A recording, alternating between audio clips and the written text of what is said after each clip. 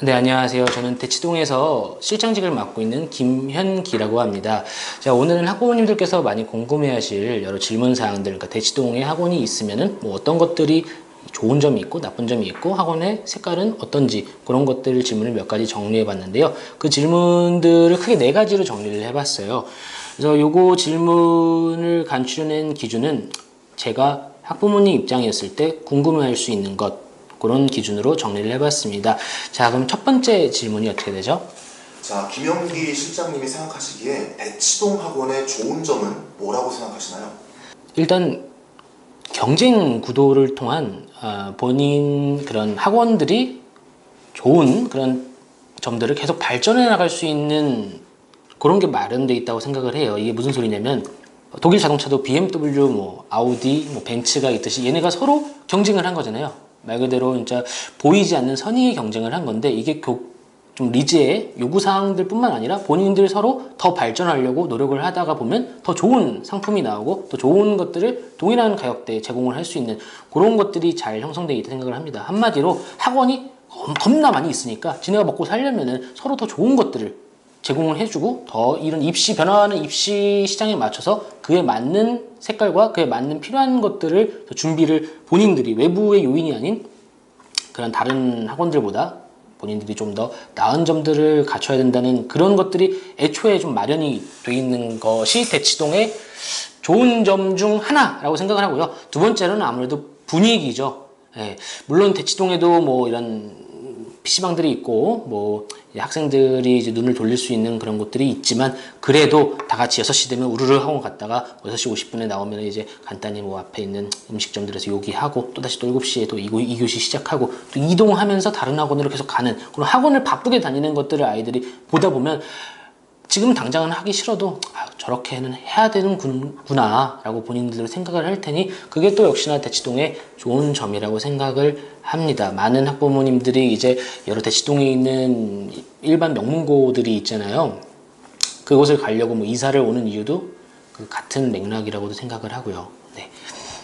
두 번째 질문. 네. 네, 김영기 실장님이 지금 대치동 학원의 좋은 점에 대해서 잘 설명해 주셨는데요.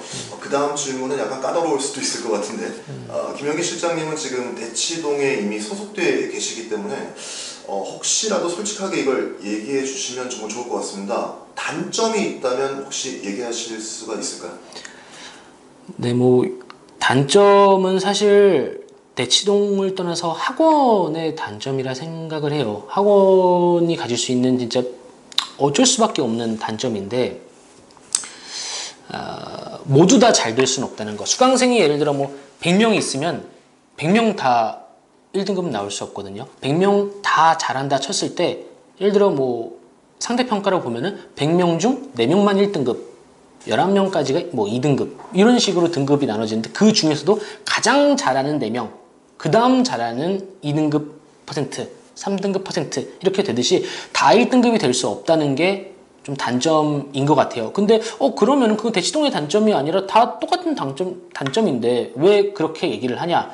보면 대치동은 아까 말씀드렸다시피 여러 개의 학원이 있어요. 학원이 있다 보면 소형도 있고 중형도 있고 대형도 있고 내신 위주의 학원도 있고 이런 수능 위주의 학원도 있고 혹은 뭐 다른 어떠한 뭐 올림피아드라든지 이런 특수한 목적이 있는 그것에 특화된 학원들이 있는데 본인의 처한 상황 우리는 다 생긴 것도 다르고 뭐 좋아하는 음식도 다르고 좋아하는 뭐 가수들도 다 다르잖아요. 본인이 처한 입시 상황에 맞춰서 가장 최적화된 옷을 입었을 때 그 태가 제일 이쁘다고 생각을 해요. 하지만 이 학원들은 다 서로 자기 옷이 이쁘다고 할 테니 그렇다면 본인 체형에 맞는 옷이 무엇일지를 미리 알아놓고 그 학원들을 추려놓은 다음에 컨택을 하는 게 우리 학생들과 학부모님 입장에서는 조금 더 나은 옷을 찾을 수 있을 거라 생각을 하고 그게 아직 내가 어떤 체형인지 모른다 내 입시 상황이 어떤 것인지 모른다 하면은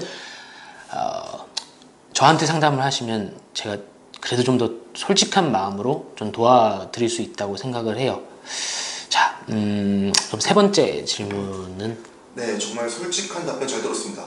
자, 강사들이나 뭐 학생들이나 혹은 학부모님들도 대치동 말이 많은데요. 대치동 아이들은 정말로 공부를 모두 다 잘하나요? 대부분의 아이들은 일단 잘해요. 아무래도 어렸을 때부터 이렇게 학원에 가깝게 노출이 돼 있고 학부모님들도 그것 때문에 대치동으로 모여드시고 그리고 첫 번째 질문에 따른 이런 분위기 형성이 잘 돼 있기 때문에 대부분은 잘하지만 본질적으로는 잘하는 아이들은 잘해요. 잘할 애들은 A 학원을 가도 잘하고 B 학원을 가도 잘하고 C 학원을 가도 잘하는데 나한테 더 맞는 옷이 어떤 옷인지를 입었을 때 내 태를 더 살릴 수 있는 그런 옷을 찾는 게 더 중요하다고 생각합니다. 호날두 아시죠? 축구선수 유명한 호날두. 호날두 같은 경우에는 기본적으로 이제 신체 조건도 좋고 물론 체력도 좋고 달리기도 빠르고 뭐 슈팅 파워도 셀 거예요. 근데 호날두가 농구화를 신었다고 해서 과연 축구를 못할까요? 혹은 러닝화를 신었다고 해서 축구를 못할까요? 아니에요. 다 엔간히는 하는데 그래도 축구화를 신었을 때 슈팅도 더 잘 될 거고 그리고 축구화도 보면은 포지션에 따라서 그 아래에 있는 그 박혀 있는 거 있잖아요. 그 뾰족한 거. 그게 다 위치가 다른 걸로 알고 있거든요. 그리고 뭐 예를 들어 가마차기를 많이 하는 아이들은 여튼 그런 식으로 축구화 자체도 다르게 될 텐데 그럼 본인 입시 상황에 맞는 그런 학원을 찾는 것이 본인이 더 잘하더라도 더 잘할 수 있게 하고 좀 열심히 해야 되는 친구들은 조금이라도 열심히 할 수 있는데 더 도움이 되는 그런 학원 선택을 할 수 있는 보기들, 옵션들이 많은 곳이 또 대치동이라 생각을 합니다.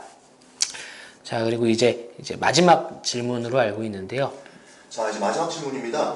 마지막 질문은 학생분들이나 학부모님들이 가장 궁금해할 만한 내용인데요.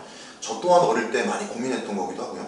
큰 학원에서 대형 강의를 하는 학원 스타일도 있고 또 작은 강의를 하는 소규모 학원도 있습니다. 그런 학원의 규모별로 볼 때 장단점이 혹시 있으시면 설명해 주시면 감사하겠습니다. 일단 대형 학원부터 한번 말씀드릴게요.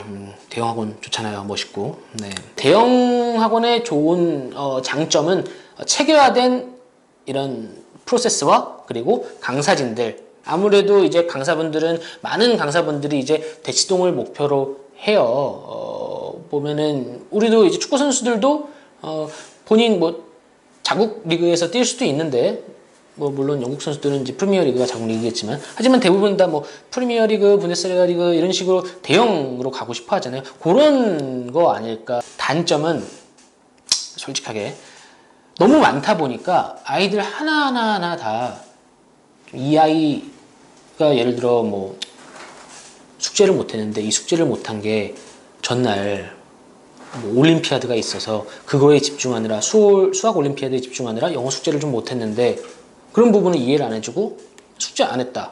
그리고 안 했으니까 안 한 걸로 체크, 전송. 안 했어. 끝. 어떤 피드백이 다 일대 다수로 이루어질 수가 없다는 거죠. 그리고 질문이 있더라도 100명씩 듣다 보면은 저요 질문하다 보면은 이거 수업 진행이 안 될 거 아니에요. 그래서 좀 모든 학원이 그런 건 아니지만 아무래도 하나하나 개별적으로 챙겨주는 게 좀 대형 학원의 약점 중 하나가 아닐까라고 생각을 하고요.